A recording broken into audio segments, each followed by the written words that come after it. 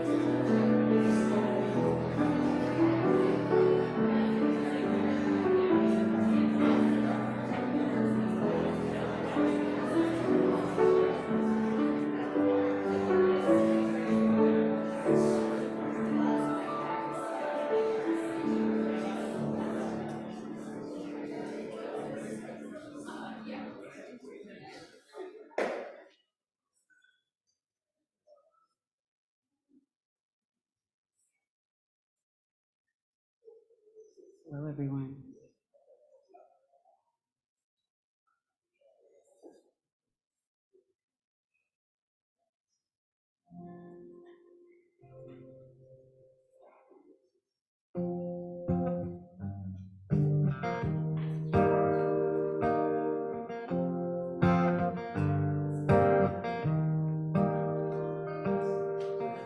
Every day we have to choose one of two boxes. Even before we're born, they ask pink or blue.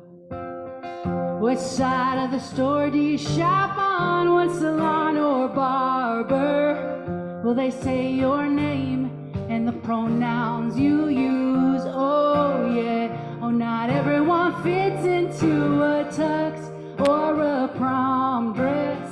Not everyone has the right box to check that makes sense. You might not understand if you find it easy to choose a restroom without making someone angry. What if one size fits all doesn't fit you at all? Everything is made for bodies smaller than you. It's always the same advice: exercise and eat less, tying all your troubles to the weight you could lose. Oh yeah, oh not everyone fits into a tux or a prom dress. Oh not everyone is a model on a magazine rack. If beauty standards changed, then it would be easy to try on any look or style that makes you feel fancy. Oh, it's so important to feel fancy. What if the way you are is not the right way to be? Who you love, or where you live, or what you believe. You're either not enough or too much the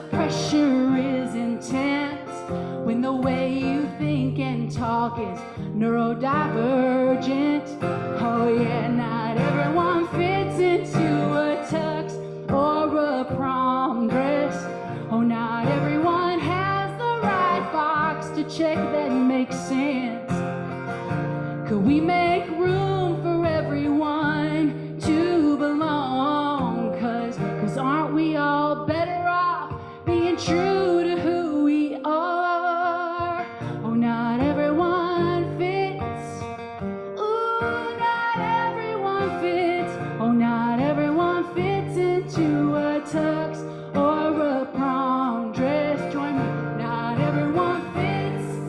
Ooh, not everyone fits. Oh, not everyone fits into a tux or a prom dress. One more time. Not everyone fits. Ooh, not everyone fits. Oh, not everyone fits into a tux or a prom dress.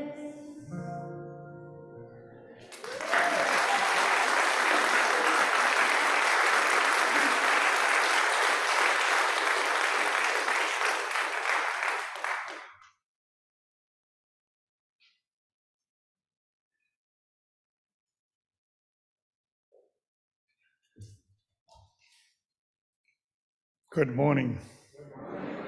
Welcome to White Bear Unitarian Universalist Church. We are a community of youth, adults, and children, held together by covenant, not creed. A group of atheists, theists, and agnostics, sharing together the values of courage, reverence, and compassion. My name is Roger Upham. I am pronouns are he, him, and I'm a member of the board of directors. To share a request for today's meditation, please place it in the chat box before the opening hymn or add it to our meditation bowl. Please gain consent before you use someone's full name. The meditation bowl is in the Southwest, the Soul Work Center, along with some activities to help people of all ages to engage with today's service. We hope you join us after the service for our social hour. Find a small group on Zoom or in the Emerson alcohol. Otherwise, the social hall is a place for informal conversation, cookies, and information about upcoming events. Special thanks and deep gratitude to our guest musician, Alice. What a joy to have you back. Thank you for sharing your time and talent with us, and for infusing our service with your deepful, impactful music. Welcome to our church. Together we grow our souls and serve the world in love.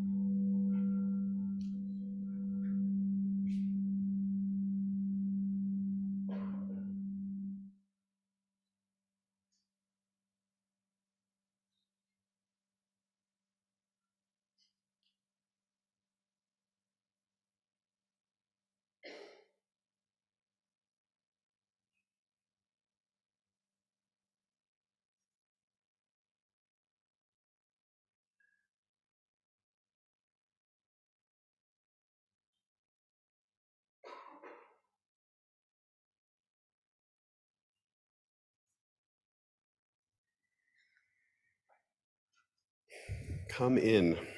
Come into this place which we make holy by our presence.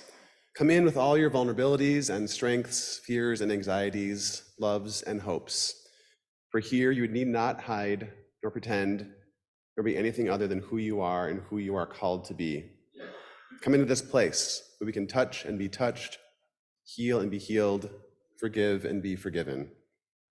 Come into this place where the ordinary is sanctified, the human is celebrated, the compassionate is expected. Come into this place. Together we make it a holy place. I'm Reverend Jack, and my pronouns are he, him.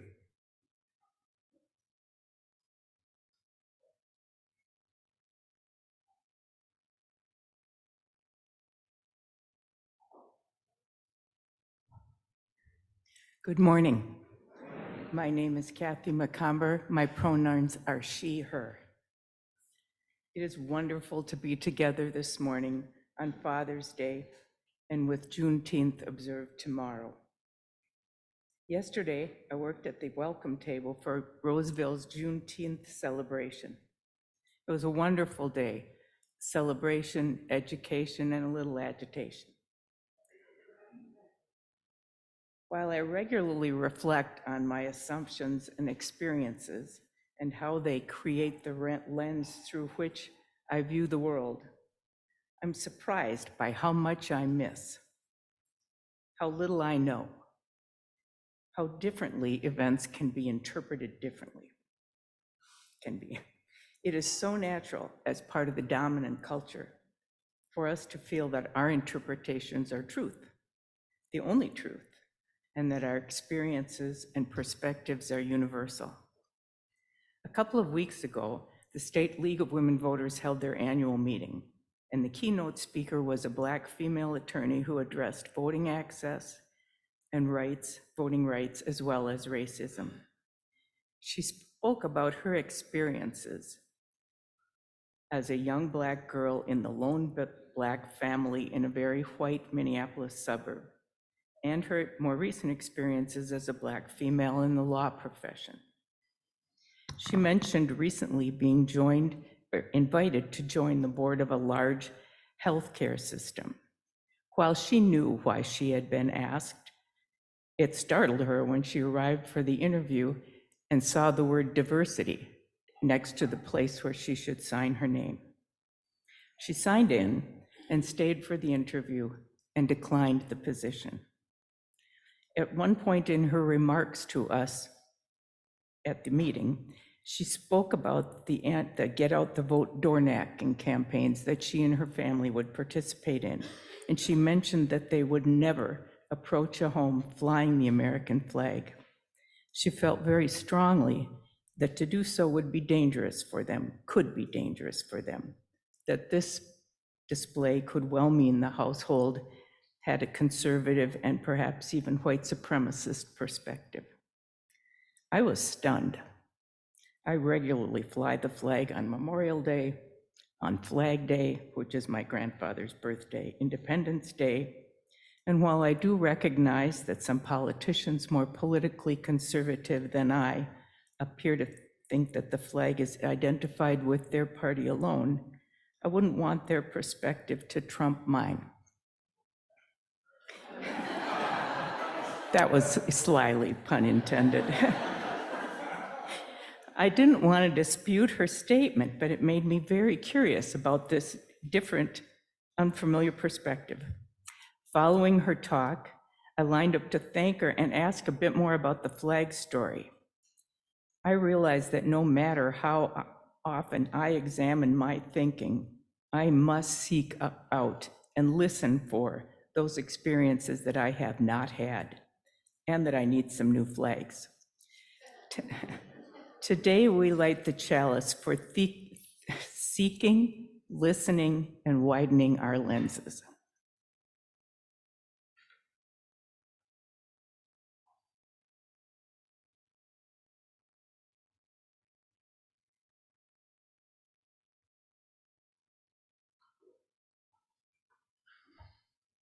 My name is Amy, and my pronouns are she, her. Please join me in the opening words.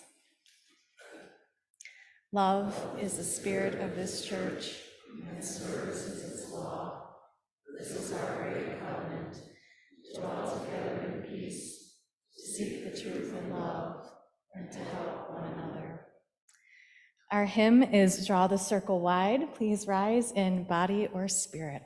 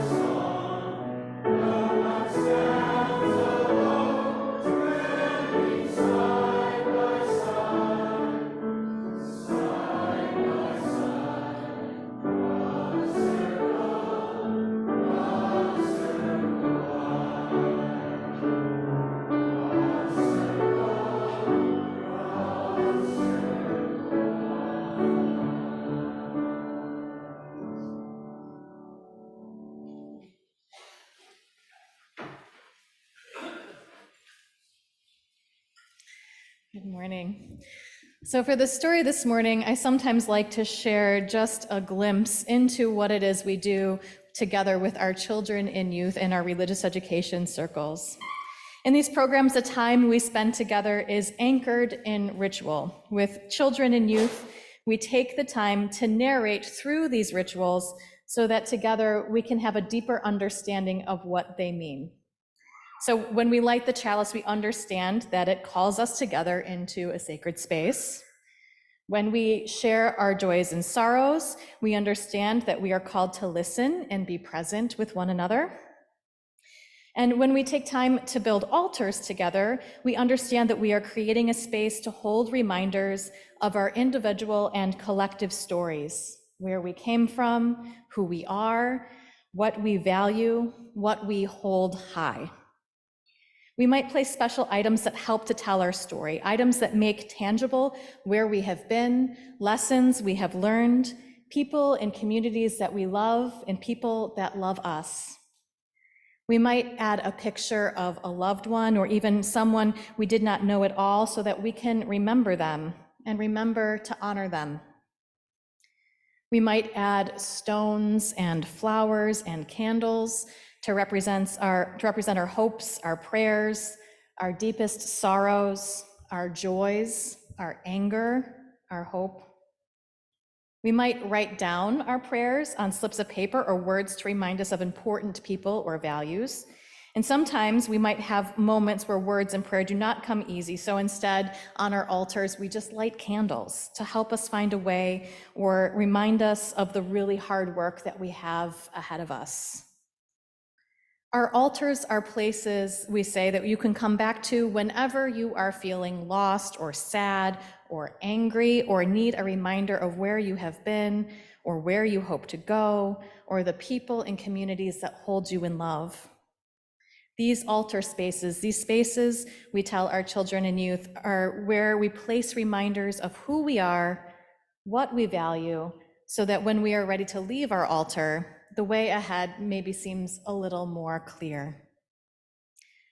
And whether or not we give it this name, we do have space for this ritual at home too. I would guess that most of us have altars in some shape or form at home. It might be your refrigerator door. It might be filled with pictures of loved ones and reminders of important dates, drawings from special people in your lives, maybe even a chore chart or a calendar. Or maybe you have a dresser top or a table that collects items that you want to keep visible, rocks from treasure hunts and reminders of adventures. Maybe you have pictures or even a chalice in these spaces. But then what happens to our refrigerator doors and the tops of our dressers? They can sometimes fade into the background or become cluttered with outdated schedules and calendars or items that maybe really should not be taking up the precious real estate of our attention at all. Unless we are intentional, our altars, the visual representation of what we hold most high, can become filled with the things that no longer serve us or that we actually never really valued at all. And so then we engage in another sacred ritual. We say goodbye to some things. Some things will be stored for another time when they might serve us again, and some will be met with a forever goodbye and good riddance. Because when we clear space on our altars, we are making space for sacred, intentional yeses. We're going to sing our children and youth and facilitators who are registered for our summer program on their way. We're going to head across the hall to the social hall where we're going to explore altars a little bit more. The song is number 1057, Go Lift It Up.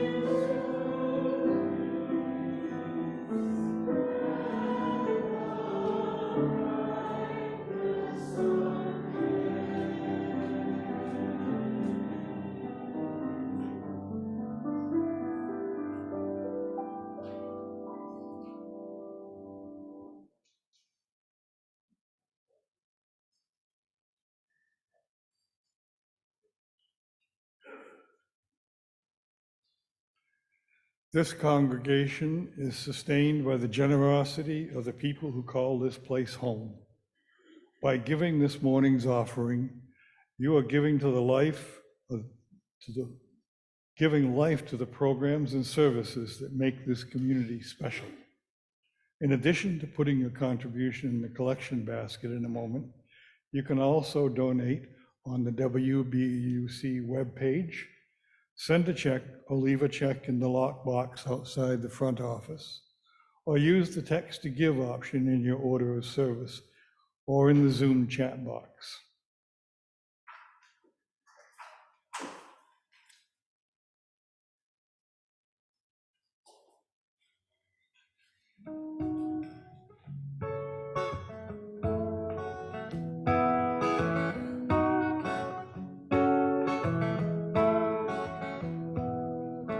How would it be if everything that you thought you knew was turned upside down, opposite from your point of view? And how would you feel if the ground was really the sky? And all of this time you've been walking when you could have been flying. If you run 1,000 miles a minute, you can't expect to wear out a few pairs of shoes.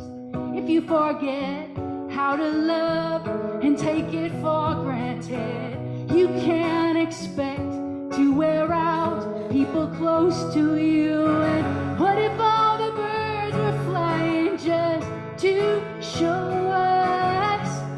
And all the trees were really holding the sky up.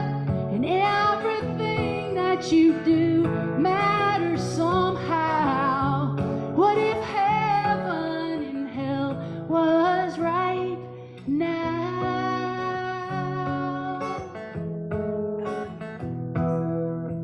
How would it be if you really created your life?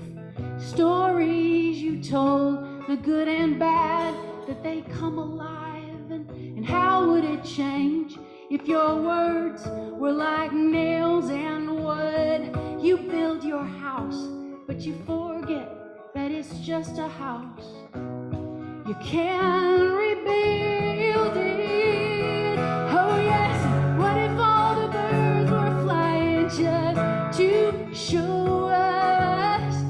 And all the trees were really holding the sky up. And everything that you do matters in the end. What if all of our mistakes are forgiven? What if love is a lot of listening, a little bit of time, not pretending we are caught up in a world of daydreams? What if loving what you have is everything? What if all the birds were flying just to show us? And all the trees were really holding the sky up. And everything that you do matters so much.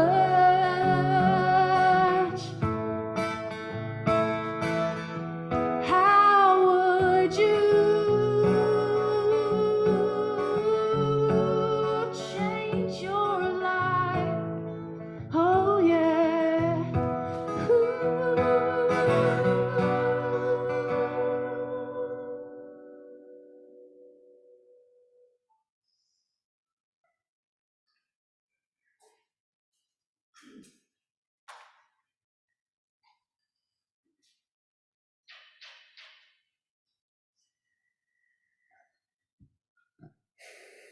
Here we are, a community gathered together, about 170 people here in this room and 59 households on Zoom.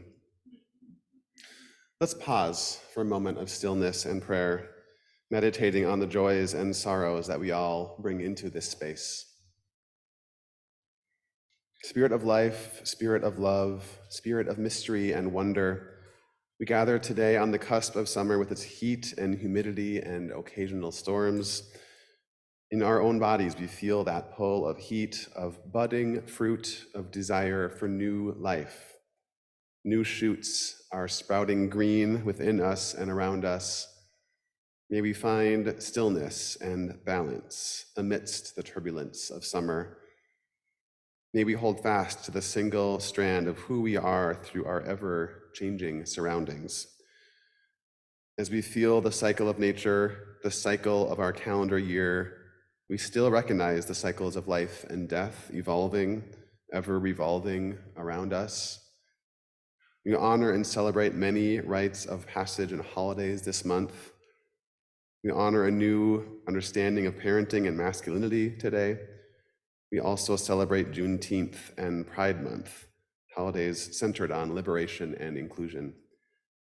And in the midst of these celebrations, we still have struggles and challenges. Some of us are wrestling with addiction and loss, failing health of all types, and dis-ease. Right here and right now, in this moment together, we take a breath, knowing that we can't hold it alone, but we can hold it all together.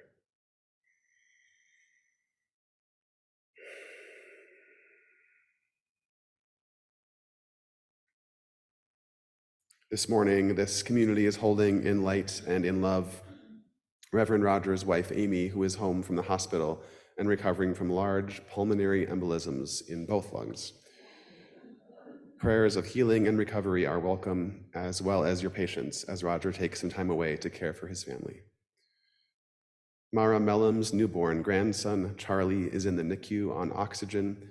Prayers of strength and steadiness for him and for his parents, Daniel and Farron, and for Mara.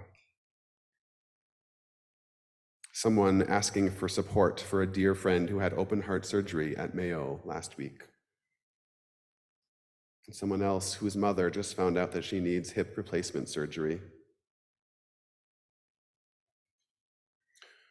Also from a first grandchild, a prayer for Grandma as she mourns the loss of Grandpa, her partner of nearly 65 years. And sending love and strength for healing to Jackie and Steve.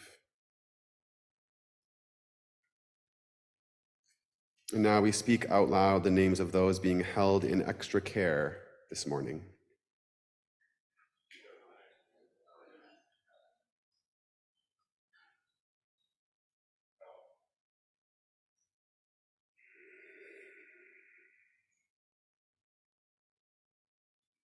Knowing that holding all of this together is easier than holding it alone, we breathe one last breath of solidarity and community.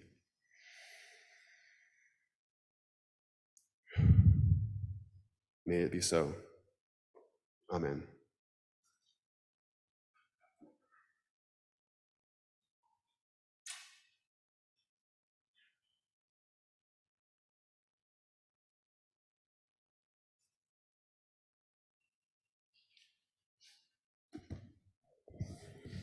The first reading is a poem by Michael Kleber Diggs called Coniferous Fathers.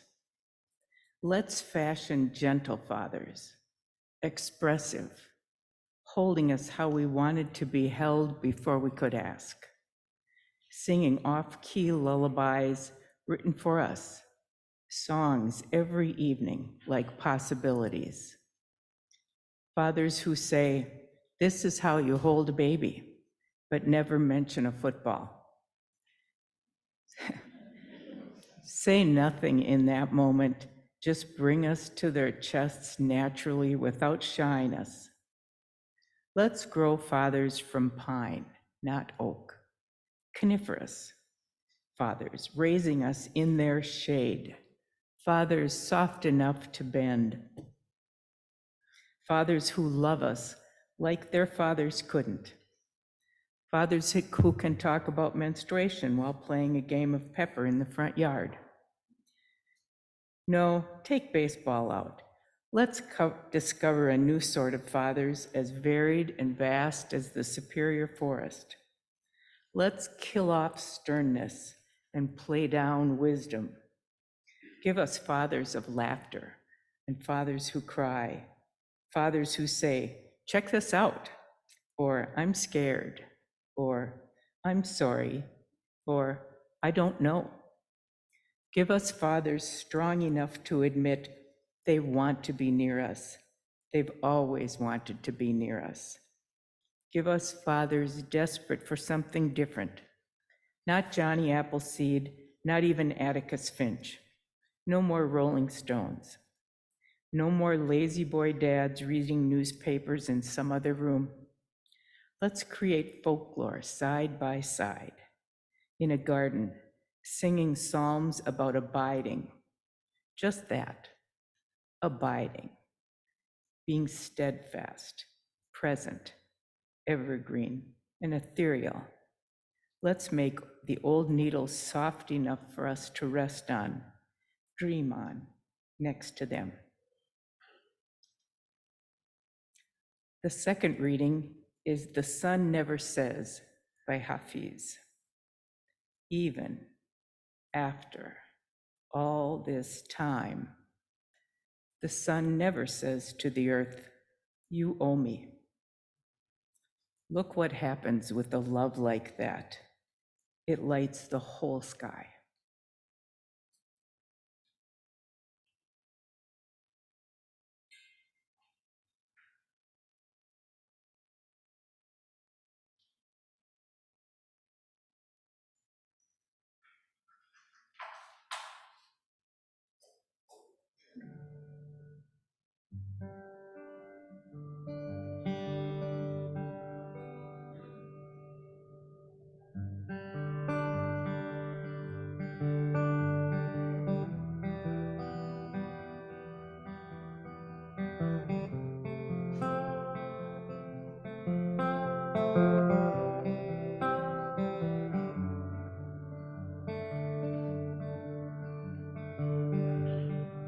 Start where you are, head in your hands, cotton in your ears, stone in your heart. Start where you are, ocean in your eyes. Tears are like rain inside a bigger sky. Oh, there is a change coming on.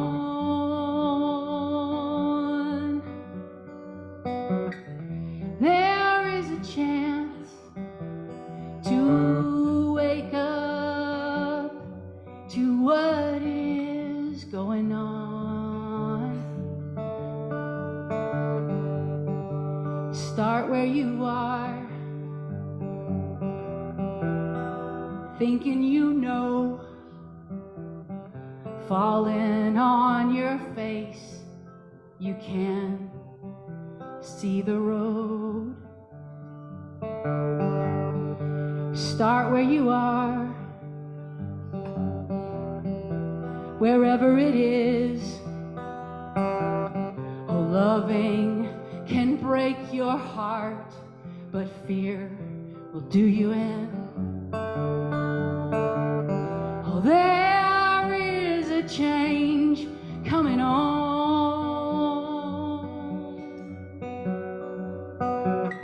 Oh, there is a chance to wake up to what is going on. Start where you are.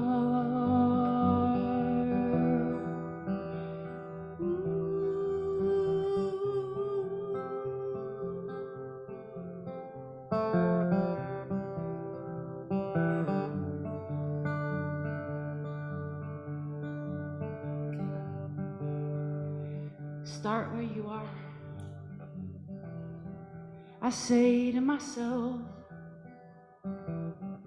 telling the truth is loving, even when it's hell. Start where you are, Stretch open your mind. Oh, that's how we'll come together. Oh, can we come together? 'Cause, oh, there is a change coming on.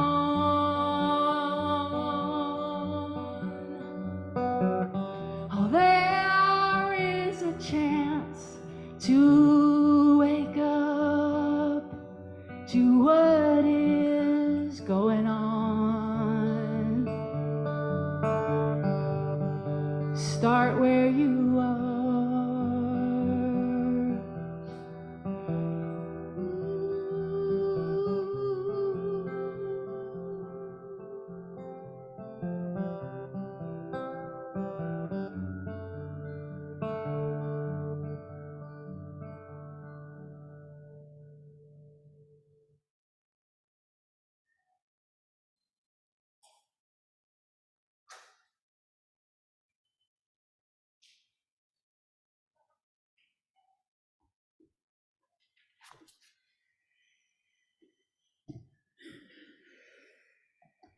The title of my sermon today is The Waters That We Swim In.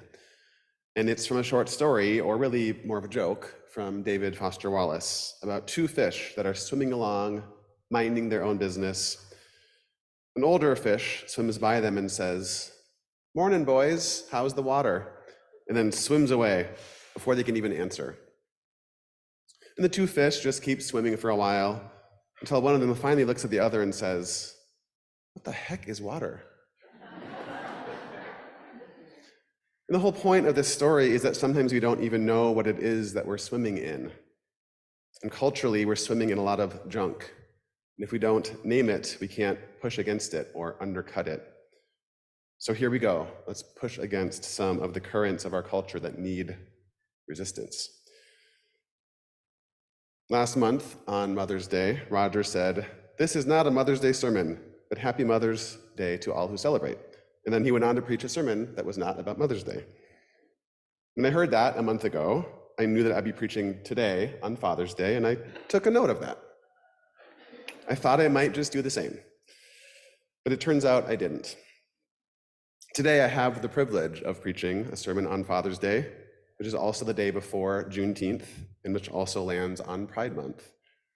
And I want to stay right there on these substantial topics and discuss them a bit. First of all, happy Father's Day to all who celebrate. And for those who don't celebrate or can't, I see you too. There aren't very many gendered holidays, and understandably, those that are have become complicated lately. Actually, let me say that differently. People have purposely complicated these holidays, which have never been simple, even though they have the appearance of simplicity. We know this already, right? Some families have two moms, some families have two dads, some kids are raised by their grandparents or by some tiny village of adults that don't all fit neatly into the two categories of mother and father. I happen to know one 3-year-old kid who is being intentionally raised by a single mother and a gay couple, one of whom is Papa and the other goes by Papi. It is so neat to watch this kid be loved by 3 adults and all of his uncles, myself included, and 3 sets of grandparents. This kid is swimming in love and support, and it is so beautiful to watch. We've known for some time that this holiday isn't neat and tidy, even for those with just one mother and one father. Many people have complicated relationships with their parents and their children. Amen? How can all of that complication fit into one small box of a holiday? And at the same time, we do our best here to celebrate healthy masculinity and undermine the elements of toxic masculinity that are embedded deeply into our culture. It is the water that we swim in often, whether we know it or not. As a gay man, I have been subverting some of the elements of cis hetero masculinity for about 20 years now. At first, I tried to avoid the most egregious examples of this breaking of the mold. I would try to be the most straight-acting gay person I could be. I just wanted to fit in. But then I woke up to the reality that this shape-shifting, form-fitting behavior stemmed from internalized homophobia. I slowly figured out that being an out gay man on its own was upsetting the status quo and undermining certain tropes of masculinity. And I started to embrace that, or even revel in it. One Halloween, for example, I showed up to work dressed as Pippi Longstocking, with a skirt and my red hair, which was quite long at that time, braided around a clothes hanger. The manager at my restaurant did not know what to do with me. Have you ever made someone uncomfortable just by the way you were expressing yourself or your gender, even if it was just for a silly Halloween costume? If I'm being honest, it was pretty fun. At times, I enjoy disrupting the status quo, especially when that status quo is based on a theory that holds no water. To me, the status quo, which intensely but subtly regulates what certain people can and cannot wear, is silly and outdated. I also worked at a restaurant next to Loring Park for quite a few years, and our busiest weekend of the summer was always the Pride Festival. What an exuberant and colorful display of humans and families and identities and expressions that is. On that particular weekend, I always took the opportunity to be playful with gender expression again, wearing skirts and high-heeled boots. It wasn't ideal to work 2 consecutive 12-hour days in those outfits, and I did end up losing a toenail one year, but it was also a joyful and playful celebration of the freedom offered by the LGBTQ community. Now, I'm not going to stand here and say that every man should or will have the desire or willingness to play with gender expression or push against gender expectations, but I will just say that parents of all types, adults of all types, can set an expansive and open space for our children to explore and express who they are, and that is a powerful gift. And an even bigger gift is the open space to continue to explore and even change your understanding of your identities and expressions as you age and develop. Here in the UU Church, we have a wonderful sexual education curriculum called OWL, Our Whole Lives. It is wonderfully holistic, consent-based, and age-appropriate. I was attending an OWL training a few years back, and I met a straight man who was a father of 2. He shared a story about an earlier OWL training he'd been part of, where he had realized how much he was limiting himself in his own expression. For instance, he had only ever purchased black or silver water bottles because he believed the lie that men had to have simple, monotone accessories and only in neutral, manly colors. And after taking that first training, he realized that he wanted to pick a fun color and then enjoy the conversations that sprung from it. He chose a bright pink bottle, and for the record, this guy looked stereotypically macho with a big beard. Tough, you know. So the image of him with a pink water bottle was actually quite arresting. He would bring the water bottle to work, and many people joked about it or asked if he had brought his wife's water bottle or his daughter's by accident. And he got to tell them, nope, this one's mine. And then just watch the reactions. They would start up a conversation about gender. I love these opportunities to surprise people and to buck expectations. There are lots of voices within our culture and our media landscape right now who are talking about trans and non-binary people, youth especially, in worrying tones, as if there are more trans and non-binary people than ever before, asking hand-wringing questions like, what is in our water right now that is leading so many people to choose this way of being? And when I hear this question, I just want to remind people, there very well might be more trans and non-binary people than before, but also, one factor influencing that statistic is that more and more people are feeling safe to come out of the closet and come into their authentic expression at progressively earlier ages. And to my mind, that reality is a wonderful indication of progress. Just yesterday, I listened to an NPR podcast about Father's Day, where they interviewed different types of fathers. The first one was a trans man who actually got pregnant with his first child 10 years ago and had a second one 3 years ago. He talked openly about his experience as a Black trans man, birthing 2 children and all of the challenges involved. People would often tell him he was in the wrong space when he was in a section of the hospital catered toward pregnant people. Since he was assigned female at birth, he felt like he grew up with a sense of tenderness within him, and he has found it easy to be a tender father with his children, much like the coniferous fathers in today's reading by Michael Kleber Diggs. Let's grow fathers from pine, not oak.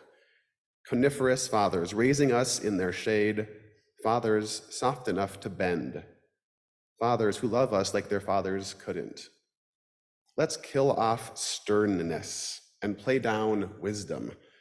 Give us fathers of laughter and fathers who cry, fathers who say, check this out, or I'm scared, or I'm sorry, or I don't know.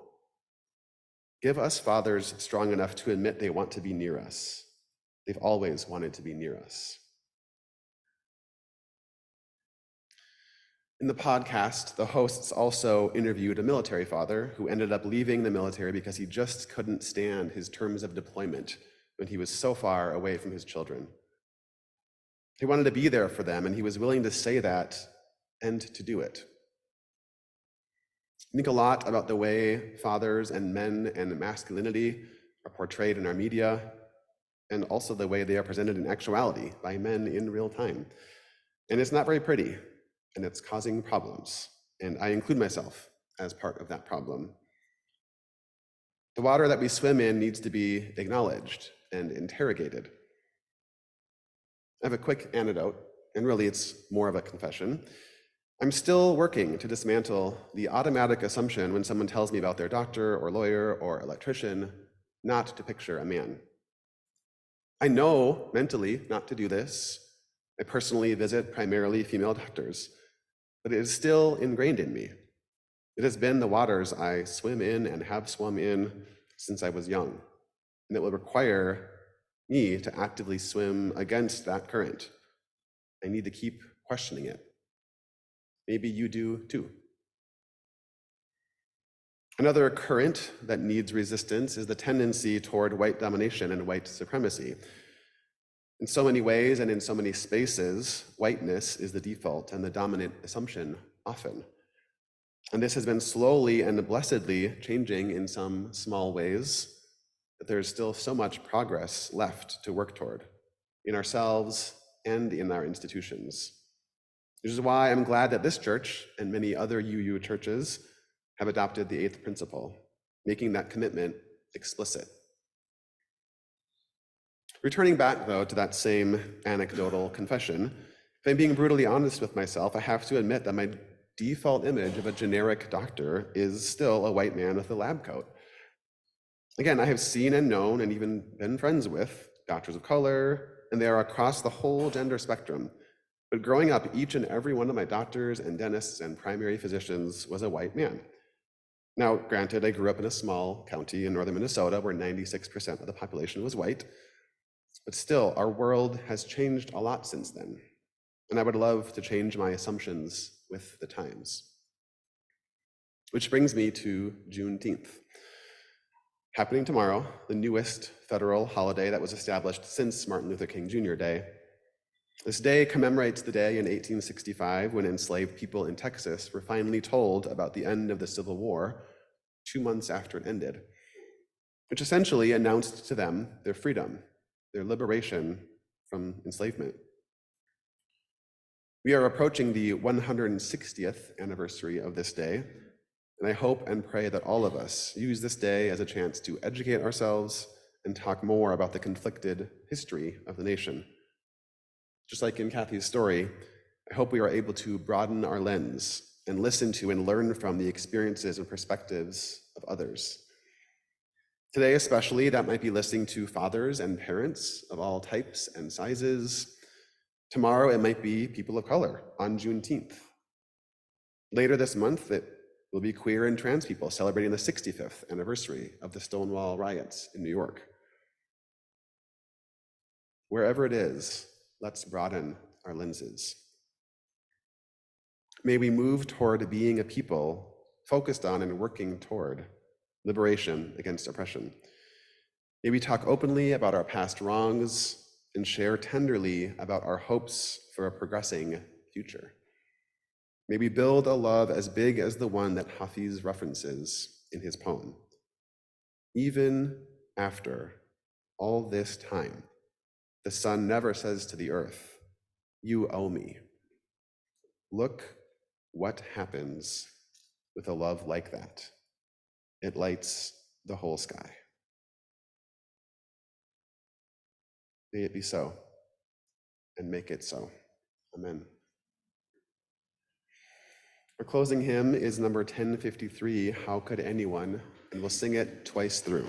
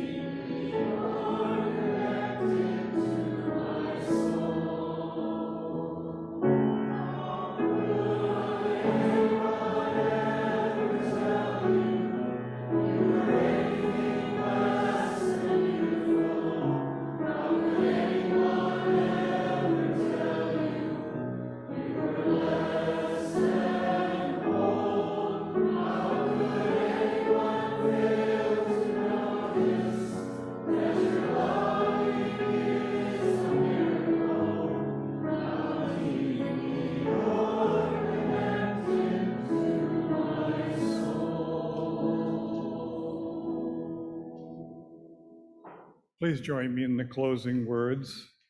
May peace dwell within our hearts and understanding in our minds. May courage steel our will and love of truth forever guide us.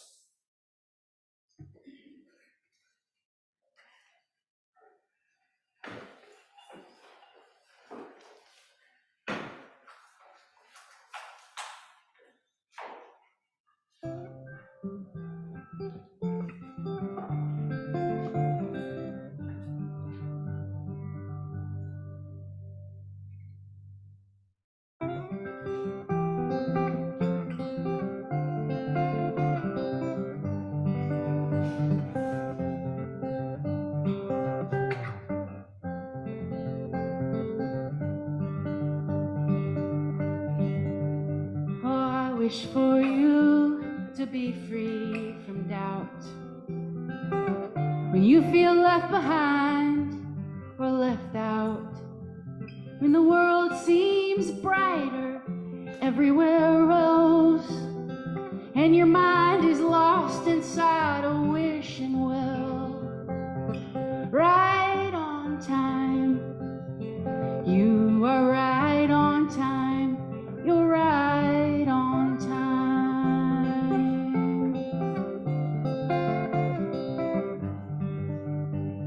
Remember, the heart is a tender thing, restless and hopeful, it cries and sings. And sometimes you need shelter and a space to be, a little tough, not tough enough, a little lost at sea. And when everyone is racing and you join in, if you can, try running with a smile, 'cause there is a danger in going too fast or getting too far ahead. can set you back. Maybe right on time. You are right on time. You're right on time.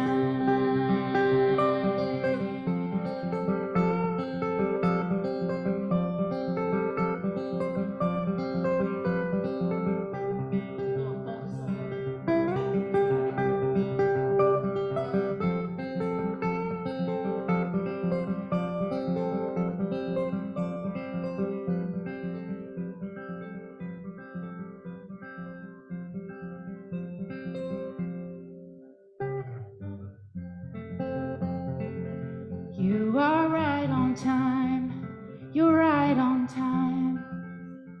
And when you're tired and on your own, cried so many tears, they're all gone. When there's nothing you haven't tried to fix this uncertain road. Oh, and everywhere you look, you see regret. Caught up in the past and what might have been. What we can never know make our heads spin. A little love, a little trust, a lot of forgiveness. Right on time. You are right on time. You're right on time.